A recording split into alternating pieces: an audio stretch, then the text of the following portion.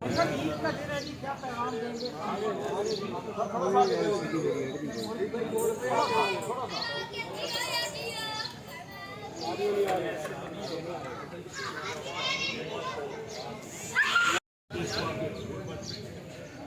خیال رکھیں جو جنہوں نے قربانیاں دی ہیں اس ملک کے لیے۔ اس بات کو ڈسکس کرنا کہ وہ کوئی اپلیکیشنیں دے رہا ہے تو کوئی کچھ کر رہا ہے، یہ دیکھیں آپ، یہ یعنی ایک ادارہ جو ہے اس کی ایک، اور جب D G I S P R نے جتنی دو ٹوک بات کر دی ہے اس کے بعد میں نہیں سمجھتا کہ پھر ہمیں اس کو موضوع بحث جو ہے وہ بنانا چاہیے۔ اور مجھے تو ان کی اس کیٹیگوریکل بات جو اپنا بابر صاحب نے D G I S P R نے کی ہے، ان کے لہجے سے، ان کے الفاظ سے مجھے یہ یقین ہے کہ انہوں نے جو بات کی ہے وہ انہوں نے اپنے سے کوئی کویشچن کا جواب نہیں دے دیا، انہوں نے یقیناً اس بات سے جو ہے وہ اپنے چیف سے بھی اور اپنے ادارے سے اجازت لی ہوگی تو انہوں نے یہ بات کی۔ اس بات کو ڈسکس کرنا کہ وہ کوئی اپلیکیشنیں دے رہا ہے تو کوئی کچھ کر رہا ہے، یہ دیکھیں آپ، یہ یعنی ایک ادارہ جو ہے اس کی ایک، اور جب D G I S P R نے جتنی دو ٹوک بات کر دی ہے اس کے بعد میں نہیں سمجھتا کہ پھر ہمیں اس کو موضوع بحث جو ہے وہ بنانا چاہیے۔ اور مجھے تو ان کی اس کیٹیگوریکل بات جو اپنا بابر صاحب نے D G I S P R نے کی ہے، ان کے لہجے سے، ان کے الفاظ سے مجھے یہ یقین ہے کہ انہوں نے جو بات کی ہے وہ انہوں نے اپنے سے کوئی کویشچن کا جواب نہیں دے دیا، انہوں نے یقیناً اس بات سے جو ہے وہ اپنے چیف سے بھی اور اپنے ادارے سے اجازت لی ہوگی تو انہوں نے یہ بات کی کہ جن پہ یہ الزام تھا کہ وہ مداخلت کرتے ہیں وہ اس وقت دعائی دے رہے ہیں کہ ہم مداخلت سے پیچھے ہیں، اگر کسی کے پاس کوئی ایویڈنس ہے لاؤ سامنے۔ انہوں نے آپ لوگوں کو کہا ہے، پریس کانفرنس میں کویشچن ہوا، انہوں نے کہا جی اگر کوئی ایویڈنس ہے تو لاؤ سامنے لاؤ، اور ایویڈنس کے ساتھ ہمیں جو ہے وہ آپ کنفرنٹ کریں، ہمارا کوئی لینا دینا نہیں ہے سیاست سے اور ہم سیاسی مداخلت جو ہے وہ نہیں کریں گے۔ انہوں نے عدم اعتماد کی تحریک میں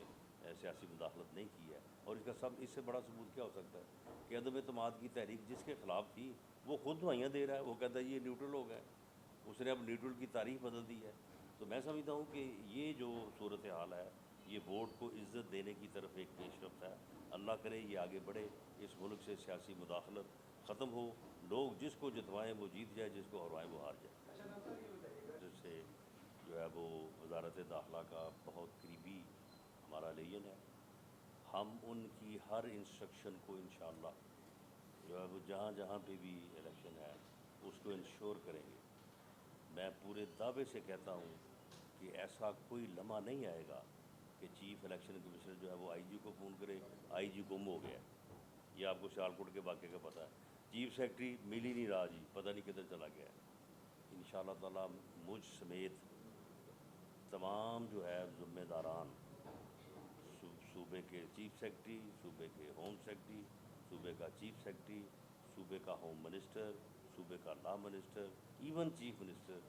اور پرائم منسٹر بھی جو ہے وہ سب چیف الیکشن کمیشنر کی ایک کال کے فاصلے پہ ہوں گے۔ لوگوں کو اگر شکایت پیدا ہو لوگ انہیں بتائیں، کیونکہ الیکشن کمیشن کو بتانا ہے نا، ہمیں تو نہیں بتانا،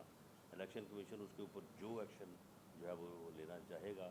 میں ذاتی طور پہ بھی اس کو انشور کروں گا، جو ہماری صوبائی ایڈمنسٹریشن ہے پولیٹیکل بھی اور ایڈمنسٹریٹو بھی، اس سے بھی انشور کراؤں گا، اور اگر کسی موقع پہ اوپر چیف منسٹر یا پرائم منسٹر لیول کے اوپر اس معاملے کو اٹھانا پڑتا ہے تو بھلے چیف الیکشن کمشنر صاحب ضرور اٹھائیں، لیکن یہ میری بھی ذمہ داری ہوگی، اور اس قسم کا کوئی معاملہ نہیں ہوگا جس طرح سے سیالکوٹ کے واقعے میں چیف الیکشن کمشنر صاحب ڈھونڈ رہے ہیں، نہ آئی جی مل رہا ہے، نہ چیف سیکرٹری مل رہا ہے، نہ ڈی اے جی مل رہا ہے، نہ ڈی پی او مل رہا ہے، نہ ان کے بندے مل رہے ہیں، اور صبح جناب پھر ٹھپے ٹھپے لگا کے تو آ جاتے ہیں صبح 7 بجے۔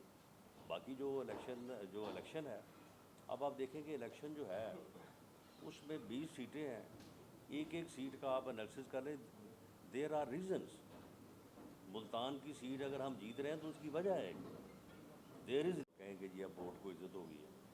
ووٹ کو عزت دو سے مراد یہ ہے کہ ووٹ کے فیصلے کو تسلیم کرو. ووٹ کے فیصلے کو تسلیم کرنے سے مراد یہ ہے کہ جو لوگ جس کو ووٹ ڈالے اسی کو جو ہے وہ کامیاب ہونا چاہیے. یعنی ووٹ کی عزت یہ ہے. ووٹ اگر ووٹ پڑیں آپ کو کامیاب میں ہو جاؤں, یہ ووٹ کی عزت نہیں ہے. ووٹ کی عزت جو ہے وہ یہی ہے وہ جس کو بھی پڑے. آپ اچھے ہیں برے ہیں, میری نظر میں آپ اچھے نہیں ہیں, ہو سکتا ہے جب ووٹر کی نظر میں آپ اچھے ہیں, مجھے کیا حق پہنچتا ہے یہ کہنے کا کہ نہیں جی اس کو منتخب نہیں ہونا چاہیے, اس کا معین کیا جائے. اور اس کے لیے بنیادی شرط یہ تھی یا بنیادی جدوجہد یہ تھی کہ غیر آئینی غیر سیاسی مداخلت نہیں ہونی چاہیے. اس وقت وہ ہماری پارٹی میں ہم نے تو وہ شرائط بھی جو ہم نے, اور میں سمجھتا ہوں کہ ہمارے کہ آنے والے انفارچونیٹلی کچھ عرصے سے جو کلچر نیا ایک اس ملک میں اڈاپٹ ہوا ہے وہ اب سیاسی اختلافات سے بڑھ کر باتیں ہو رہی ہیں. ریسنٹلی چند واقعات اس طرح کے ہوئے تھے جو کہ سیاست میں اس حد تک کلفیو کو نہ بڑھایا جائے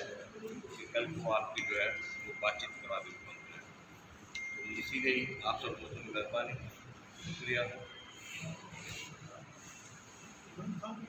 ہر جماعت سے بات چیت ہو سکتی ہے اور ہر طبقے سے بات ہو سکتی ہے.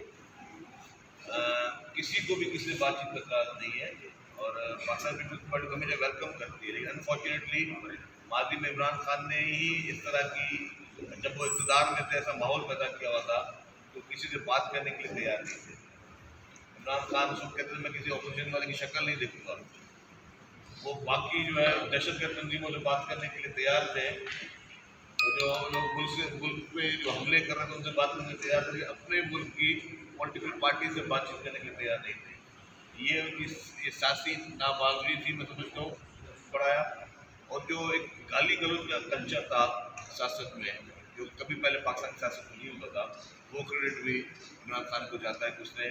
گالی گلوچ کے کلچر کو اس حد تک بڑھا دیا ہے کہ اب سوشل میڈیا پہ اور باقی جگہوں پر آپ دیکھا ہوگا ریسنٹلی روڈ رستوں پہ صرف یہی ایک چیز فالو کریے. یہ چیز نہیں ہونی چاہیے, یہ چیز ختم ہونی چاہیے.